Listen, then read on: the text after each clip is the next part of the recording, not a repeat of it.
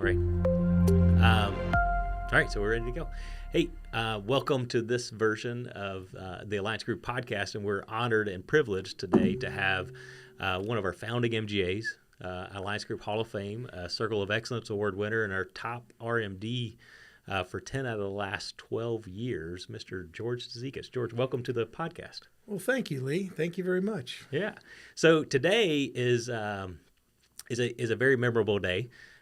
It is Jerry Stratton's birthday, one of the founders of Alliance Group, my mentor. You guys have heard me talk a lot about him over the years. And George was coming into town he's coming for a wedding, staying at my house tonight. And I said, hey, we should jump in the podcast and have a conversation and reminisce about some stories with Jerry. And so we are here today and going to do that.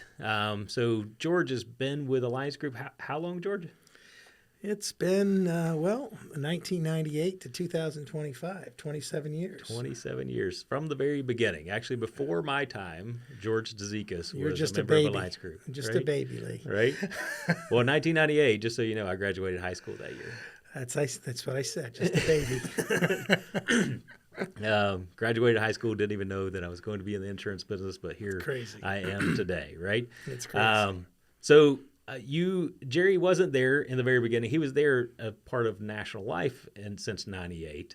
Was at that first meeting that National Life had where they rolled out their independent side, but didn't really join Alliance Group as an agent or MGA until it was about 2003, mid 2003. Yeah. So that's probably when you would have met Jerry. And I didn't really know or meet Jerry. I probably met him through National Life, but didn't really know him, and actually didn't really converse too much with him in the first year or two when he started with Alliance. And to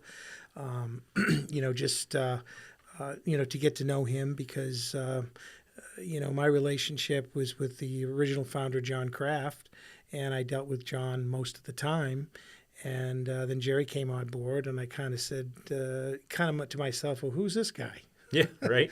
Coming in from not one of us, right? Not one That's of right. us. And That's right. Coming from the other side, Jerry at that time, one of the reasons why he started his first MGA with Alliance Group and started that relationship is that he wanted to diversify his business. So he was a large case business insurance, estate planning.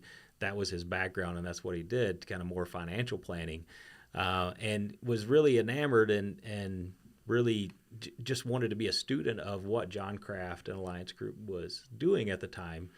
And that's when in August of 2003, that's when he started the agency with Alliance Group that is now Living Benefit Solutions, for those of you guys that know that agency. And so that started roughly 23 years ago. And that's all we did is mortgage protection. That's all we knew from 1998 to, pretty much 2005, because that's what I was doing anyways, mortgage protection. And Jerry was coming from the other side where they did big estate cases, et cetera, et cetera. So it was a different model. Completely different, right? Yes. And way back then, leads were cheap and there was plenty of them, right? There's plenty of them.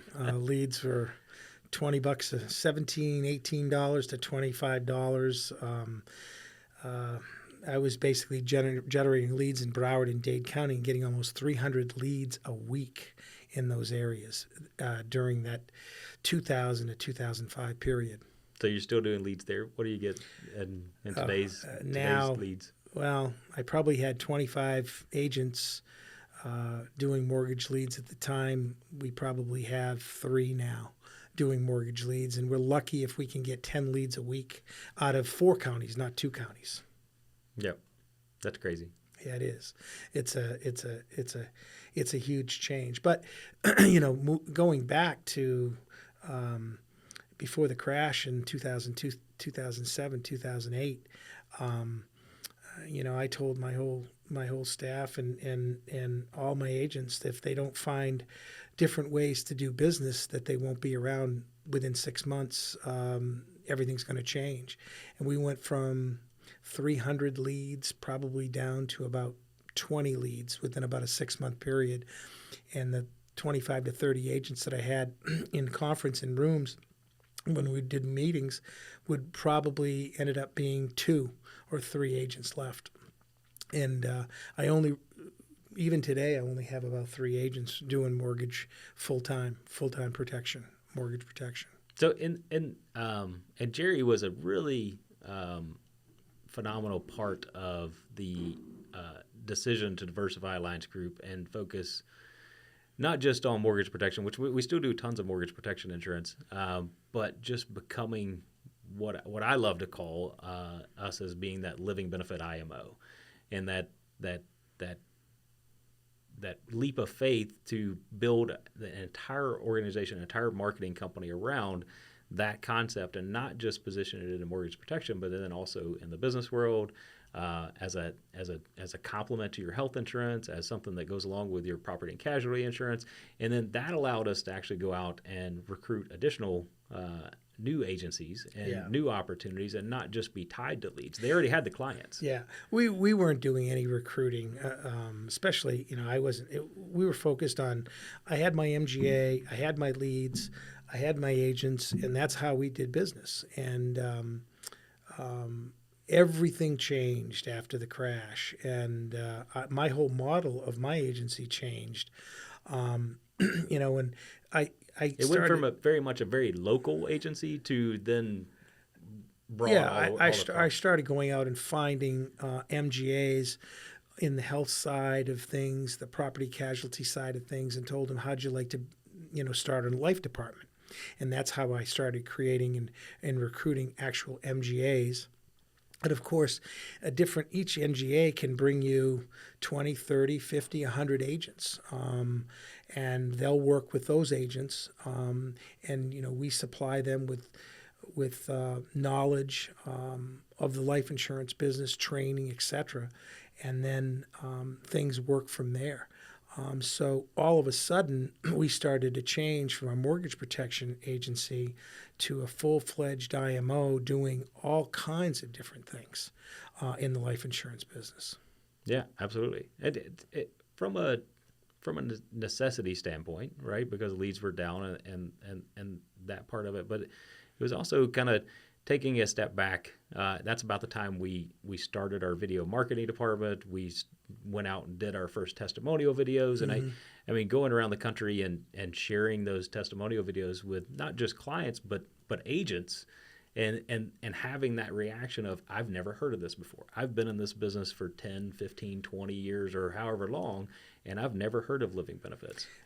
You still even hear that today, right? You hear that today. I mean, you talk to clients, you talk to agents, and they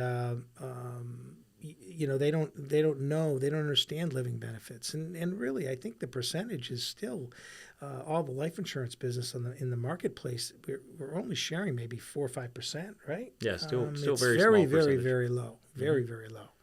And it just some companies just haven't come along with the evolution of their products and the maximization of the options that the client has with that product. Yeah, of course, there's a lot of copycats, and but some of those too. I think back, the living benefits kind of started in 1998 with National Life, and then accelerated with Transamerica with the old WRL. Where we built on some more living benefits and had a proprietary product, and and then in the last probably 10 years, obviously there's been a lot of copycat insurance companies that are now selling living benefits. So it's definitely out there a lot more than it used to be. But one of the things you have to do, and one of the things that I think do an excellent job of with our training, is explaining that not all living benefits are created equal. Exactly. From a trigger standpoint, from a the amount that you can accelerate, how you can accelerate, the number of times you can accelerate, all those different kinds of things. Yes. So that's what we're here to do and help you with. So kind of getting back to Jerry and the early years. You weren't particularly fond of Jerry in the beginning. Maybe had. So he was somebody that was, I think, with everybody in the beginning of the relationship with him, he was very stoic until he got to know you. Jerry was really in my later career. I've been doing this for 43 years. Wow. And in my later career, he was really my second mentor. My first mentor was a guy named Donald Ebert. Unfortunately, Don at a fairly young age just passed away a couple of years ago. And Jerry, 2005-ish, 2006-ish, he kind of became a mentor to somebody that, I've been in the business for, at that point, quite a while anyway, but still didn't know some of the things that he knew. So he became like a second mentor to me and basically got me on the recruiting edge of starting to recruit agencies and went out, as I started to recruit instead of mortgage protection. So he came in the business and he came in and wanted to do mortgage protection. And I turned around and took what he knew and started recruiting on a national basis agencies. So it's kind of odd how that works. Yeah, I mean, learn from each other, right? Yeah, you want to exactly. surround yourself with people that know things that you want to know. Exactly. And Jerry was great at that. I mean, even in the days where we're expanding the marketing team, and there was some of the things that he didn't really know a lot about, but he was a huge fan of technology. He was always saying, we got to be top of the line technology, So he wanted to always be the best out there whenever it came to that. But he still had the bookshelf in the back with all the paperwork. Oh, and the Rolodex. And I still remember to this day. This is a funny story. I was at National Life, and this was maybe 2010, 2012. I was at National Life doing a meeting, and I got my first ever text message from Jerry Stratton. He was, for the longest time, he didn't have a he didn't have a smartphone. Did he have the flip phone? He had the flip phone. And so I got my first text message, and there was probably only 3 words in the text message that were actually spelled correct. And it was funny. I stopped the whole meeting. It was like, I gotta get guys, alarm alert. Jerry Stratton knows how to text now. It's funny. Jerry, before I really got to know him, he would always be at meetings and he'd needle me. He'd just, I'd say something and he'd make a comment, and I'm like a couple, I talked to a couple of agents and I said, what is wrong with this guy anyway? He doesn't like me very much. Finally, I sat down with him one day and we're talking. I go, why are you needling me all the time? And he goes, if I didn't needle you, I wouldn't I wouldn't like you. Yeah. I mean, that's how he... The more he liked you, the more he picked on you. Exactly. And he did it with everybody. Yeah, he would pick on me, and I used to hate it. I used to absolutely hate it. And finally, And so what he loved is the fact that you hated it, and that it riled you up. And then if he ever it's saw easy that, to you ever rile saw me that? up. I know, it's very easy to rile you up. but he would see that in people, and then like that would be the thing that he would come back and do, and he'd do it to get a smile, he'd do it to get a laugh, he'd do it to get just a chuckle out of everybody, and just be that person commanding the room. Yeah, he had a way about himself that was it was pretty unique, and but you had to get to know him, and I didn't feel he would. You kind of stayed away from him if you didn't really know him, and he was not the easiest approachable guy. No, he really wasn't, because he was a very stoic. He'd look at you kind of funny sometimes, like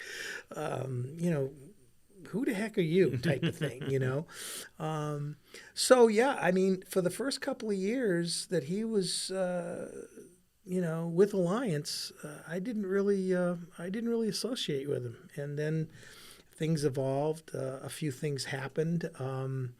a few things, with business. There's always problems, and he cleaned some stuff up that was it was something that was really annoying me, and I actually sat with him in his office and started to work with him, and he did a few things that prompted me getting close to him, and then like I said. I have to value him as probably my second mentor. Been 43 years. My first mentor was there for probably 5, and Jerry was there for probably 15. Mm-hmm. He was a mentor for a lot of people. That's right. right. I don't know if you remember. Well, I know you remember, but for Jerry's 80th birthday, I threw a surprise birthday party for him, and George came, and along with a whole bunch of other people. I sent an email out, one email, to probably 50 people. And not one of them said no. Yeah, they all came. Yeah, they all came, and so Mayor Asadi to Mike Wilk, every single founding MGA was all there, and I'd ask a couple of them to stand up at some point in time and give a toast. And what then happened after the fact is every single person in that room stood up and told a story about how Jerry had impacted them. Not just a story about Jerry, but how Jerry had impacted them for the better. Yeah. And actually, if I remember correctly, I did not stand up and say anything because I was so emotional. I was so emotional that day because of some of the things that I heard from other people that I actually couldn't do it. I couldn't do it. And that's something I remember that I didn't. I just remembering that I didn't. We went around the room and I just shook my head. I said I can't because I just didn't want to. I just didn't want to stand up and have tears in my eyes. Basically. Yeah. I'm a pretty emotional guy anyway. So me too. Yeah, you know that. You see me cry in front of hundreds and hundreds of people. Yeah. But I remember that day, and this is just coming to me. I remember that day, and I could not do it. I could not do it. Yeah. There was. It's funny. I want to go back just a second, Lee. Weird things happen. My dad passed away 16 years ago Sunday. I didn't know about this until I got a couple days ago. But so our whole family celebrated my dad's passing, on the 2nd, and I didn't realize that Jerry's birthday is just a few days away. And we talked about doing this podcast. I said, "Wow, I didn't realize Jerry was born on March 6th." And what's funny is there's some other things that happened. October 5th. Was Alliance's first application ever taken in 1998. That's my birthday. Jerry died on October the 8th, 3 days from that date. And at Jerry's funeral, which I think was the 13th or the 14th of October, my mom had a major heart attack. I think back at these times and tying everything together, it's really kind of crazy. Mm-hmm. And so, saying all that, he's a special guy. Very special. Very, very special guy. And, I know what he meant to you, Lee, the world. I mean, the story, and maybe you tell it better than I do, but how Lee came about working for Alliance is a pretty amazing story. And, it is. You've got people to have tell often told this. me that I need to write a book on it, but you got I met Jerry. If it goes back to the day I met him, it was September 21st of 2003. I know because it was the day before my mom's birthday, and I was going up to visit her for her birthday, and it was a Friday, and I talked to her, and she said she was working late to fend for myself for dinner. So I went into this restaurant where I knew everybody from the busboy all the way up to the owner in my hometown where I grew up. And Jerry and his wife Molly owned a condo there. And so they frequented this restaurant. I'd never met them. But I was sitting at the bar. Shocking, right? And what bourbon were you drinking? I don't know. Back then, I didn't have the money that I have today. Oh, there we go. But so I was sitting there, and I was talking to the bartender, and Jerry and Molly came and sat down next to me. Yeah. And such a God moment of having a conversation with him. Actually, it started with a conversation with Molly. Molly always said that she recruited me, which she did. Jerry didn't want to have anything to do with me. He was talking to the other people down on the other end of the bar that he knew. They were his friends. And so Molly's sitting there next to me, and we just struck up a conversation. I had told her, hey, I just graduated from University of Georgia, looking for a job. Their conversation that they had on the way up was Jerry had just started this agency, once again going back to his tie into Alliance Group. Alliance, right? And he needed somebody to come in and manage and run it because he didn't have time to do it, right? And so he'd put some ads out there, and he had interviewed a couple people, and it wasn't a fit. So eventually Molly got him to talk to me, and we chatted for a bit, and then he invited me to have dinner with him that night. Just met him, right? Never, and so I ended up sitting. He must have saw something, right? So I ended up sitting down with him and his wife and having dinner with him that night, talking about just various different things, life, what I was looking for. And so he ended it with paying for dinner, which I was very happy with. Just graduated from college, didn't have any money, right? So I'm glad somebody's picking up my dinner. And then, he gave me his business card and said, hey, call me next week. I'd like to talk to you about this opportunity more. So the continuation of that story, I called him on Monday. This was a Friday, right? I called him on Monday, left a message. He didn't call me back. I called him on Tuesday, left him a message. He didn't call me back. And so what I didn't know is he's testing me. Exactly. He's testing me. That's an absolute test. Yeah. And then so I called him on Wednesday. Didn't connect, left him another message. He tried to call me that afternoon, but I was in class. I didn't call him back the next day. We connected. He invited me in. So the very following Friday, I came to his office, and this was when we were over in Norcross, not even in this location.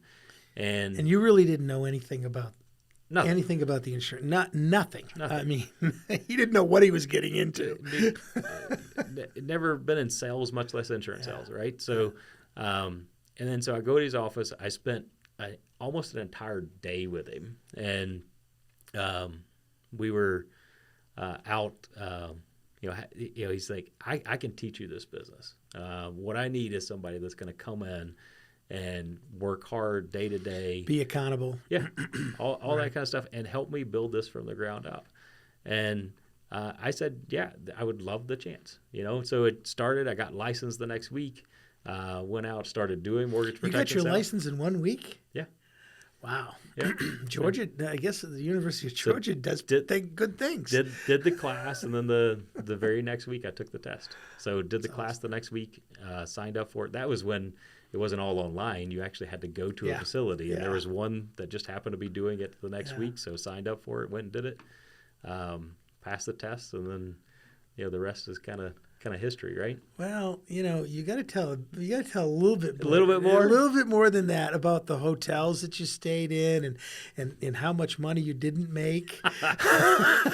Because that's the part of the story I really love. Yeah, so Jerry sat down with me, and we ran through a budget. So once again, I was poor, just got out of college student, and so he took advantage of you. So what? Yeah, right. So he gave me a great low contract, and then he came up with a budget. Gave me a little bit for taking my now wife, which was my girlfriend at the time, out for dinner. A little bit of here. He put me up in an efficiency apartment. Actually, it's not an apartment; it's a motel, right across the street because I didn't have a place to live. And so he gave me put in this efficiency apartment. It's called Micro Hotel. Is the name of it. A few weeks before, I stayed at La Quinta, and then I upgraded to the Micro Hotel. And so he paid for that and $150 a week. That's what I got paid in the beginning. $150 a week, and then commissions on what I sold. And how long did that go for? A couple of years. I lived in a motel for over a year. That's amazing. and I call it a motel because it was the one with the door on the outside, no inside door access. I heard there was a few bugs in there too. Yeah, I mean there was all kinds of stuff. So another story along those lines is when I moved out. The day I decided to move out of that place, I I was getting ready for work, and it was about 9:00, 8:30, something like that. And I was about to go to the office. I had my clothes on, thankfully, and I got this bang, bang, bang, bang, bang at the door. And I was like, what the heck? So I went to the door, I opened it, and there's an entire SWAT team, fully geared with machine guns outside the hotel room. I hadn't heard this before. Yeah. and so they're like, they grab me and pull me out and say, hey, go, and just pointed me down the sidewalk. And so apparently the person in the room next to me had his girlfriend held up with a gun and was threatening to kill her and all this stuff. And so they were getting everybody out of the hotel, and I happened to be in the room right next to them. So I got to the office, and I told Jerry, I was like, I'm going to take some time this afternoon. I'm going to go find an apartment. I'm not going to stay in there anymore. But so that was the flip that's there. Crazy. That's crazy. Yeah, but there. I mean, a lot of, you talked about Jerry being your second mentor. He was really my first mentor, my second dad. I always called him my second dad. Because, I met him when I was 23 years old, and, just out of college, and didn't, I ran some businesses in the past, but didn't really know the business world. Mm-hmm. And he taught me so much about life, being a dad, being a boss, being a friend as well, yes. And just poured into me so much over the years, and it just definitely, thank God that he put Jerry in my life. Yeah, he there's it's interesting because we had a meeting one time, and Jerry and Lee and John were all in the meeting, and I had I had some grievances that some of the other I won't mention any names, but some of the other MGAs were kind of talking to me and using me as a kind of the front guy to go and complain. So this is one of the times where Jerry and I, Jerry was kind of like I was. He'd say what's on his mind. And so we sat there, and Lee was quiet, and John was quiet, and Jerry and I kind of got into it. And Jerry looked at me, and he goes, why are you being the front guy for all these people that, if they've got a problem, they can come to us. They can come to me. They can talk to us directly. They don't have to go through you. You're just a front guy, and you're causing all the problems. And I looked at him and I go, never thought of it that way, but why am I doing this? And our relationship actually evolved from that. And these are just some of the things that you learn. And when I call him a mentor, those little things go a long way in the big picture. Mm-hmm. They really, really do. One of the last couple of times I spent with Jerry, we came in. Eileen and I came into a conference a day early, and Jerry knew that I was going to be there. And his sister Donna was coming with him early, so he arranged a dinner for the four of us. And Eileen really hadn't spent a lot of time with Jerry, and I didn't know Donna that well. And we had one of the most incredible dinners that I've ever had. 4.5 hours of just sitting there talking about family, talking about business, talking about the future. It was pretty incredible. And to this day, every time I see Donna, Lee told me today that she's going to be in Arizona, which is absolutely awesome. She just she has tears in her eyes from that dinner and what we talked about, and became friends. It was really very nice. Absolutely. One of the things I always said about Jerry, you telling that story reminded me of it, is I was always impressed with his stamina. Like his ability story. To show up, stay up all night long, having those conversations, having dinner, right? And then he'd be the first one down in the gym at 80 years old, right? Working out before the meeting. And then he'd do it again the next day. I would always say, Jerry, what actually do you do at the gym? And he goes, you'd be surprised. Come down some morning. I said, no, that's too early for me. Right? Being a gym rat, I am, but I don't work out at 6 o'clock in the morning. Or earlier, right?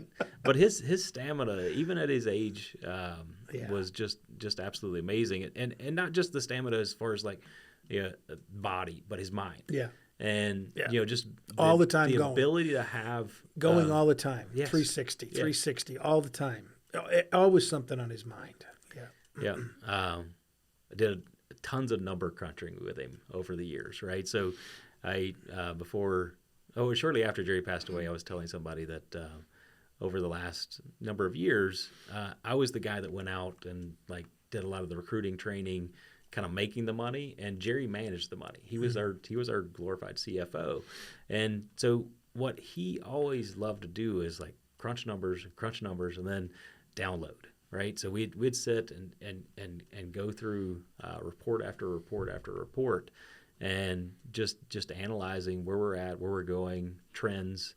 And so he taught me a lot whenever it comes to that. But his ability to do lots of simple math, not easy math, simple math, because it's not easy for everybody. But doing simple math and actually seeing the calculation through multiple levels. This brings up just remembering things, and I don't know what year it was, but probably in the 2012 to 2014.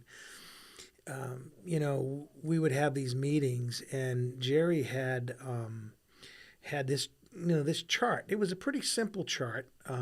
It wasn't anything sophisticated. It was kind of on numbers on a wall.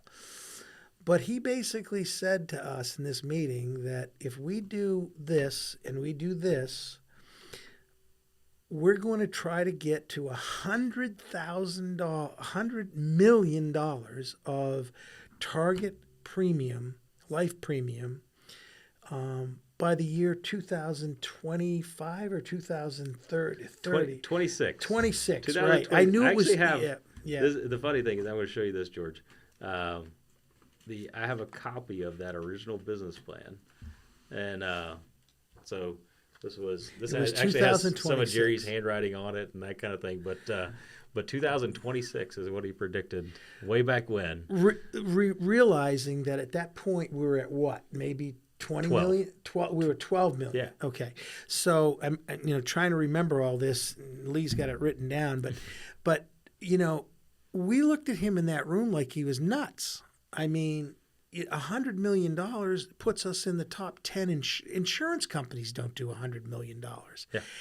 And as of what, the end of this past year, we were almost at $80 million. Mm-hmm. That is unbelievable. We will probably hit that $100 million. It might not be 2026, but it'll be shortly after that. That's my goal for 26. Yeah, and thinking about that he had the vision long term to actually think that we can do it, and we're actually doing it, is pretty incredible. It's just amazing how he'd crunch numbers. And Jerry was no CPA. He didn't come from that financial background of being an accountant, but he loved to crunch numbers. And I like that too. And that's one of the things that I think Jerry and I had in common, that I do like to crunch numbers. But his vision is something that not too many people have. And for him to come up with those numbers 10 to 15 years down the road, and we're actually close to doing them, is absolutely something that nobody ever thought. I think we dreamed about it, but nobody ever thought we could actually do it. Yeah. At least I didn't. Yeah. I think, and we collectively as an Alliance Group team are kind of coming to that realization that it's closer there. It's closer now than it's not.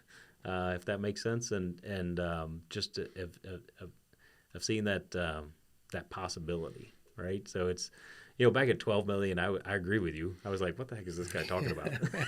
It's like, this is going to take forever. Yeah. I'm not even going to be there that long, So it really is. But luckily, it stuck it out, and still here. George, 1998, my agency did $225,000 of premium.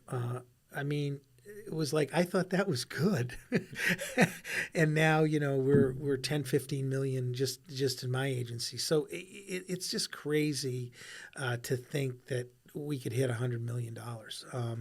So from 1998 to 2025, things have changed drastically. And we're on the if this alliance group can do $100 million, that is something that everybody should be unbelievably proud of.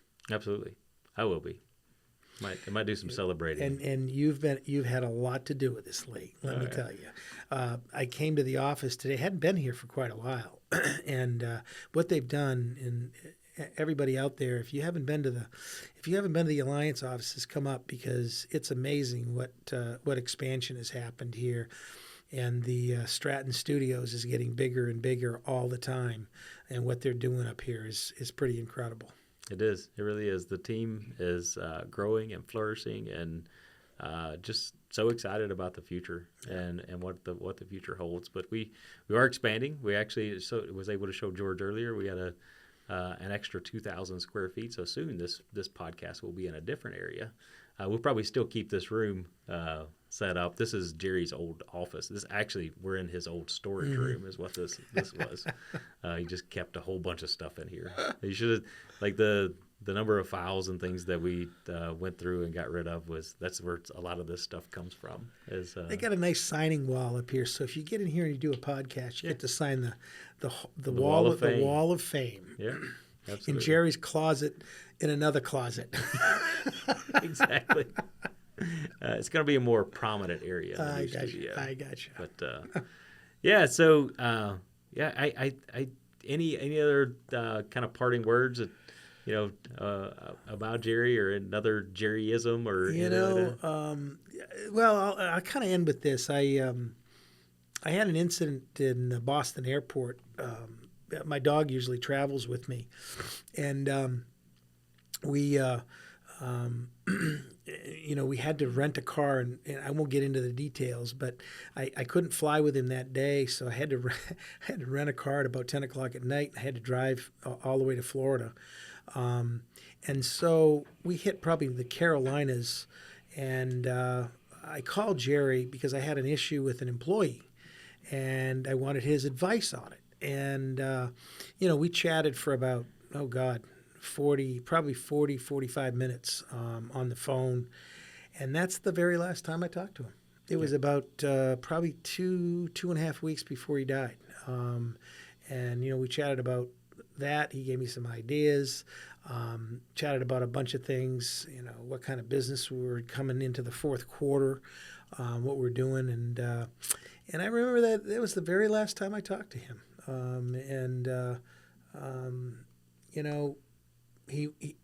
I was telling Lee today, I said, if something's gonna happen to you, he went the way he worked till the last day, and went home, went to sleep, and never woke up. Yep. And if you're gonna go, that's the best way to go. Absolutely. Yeah. He always said that he wanted to work till the day he died, and Yeah. he literally did. Worked all that day. Said goodbye to everybody, and in this business, you can do that. And you can do that, and you don't have to work real hard. You can get involved in recruiting. You can get involved in a little, personal production. I mean, I know a lot of personal producers that are working into their 80s, and they write a case here and a case there, and keep the income going, and something to do, and keep your brain fresh, keep your mind fresh. And that's what I love about this business. Yep. Yeah. No, it's great. It really is. This is a wonderful business and a wonderful industry. And Jerry, I know you're up there. Happy birthday.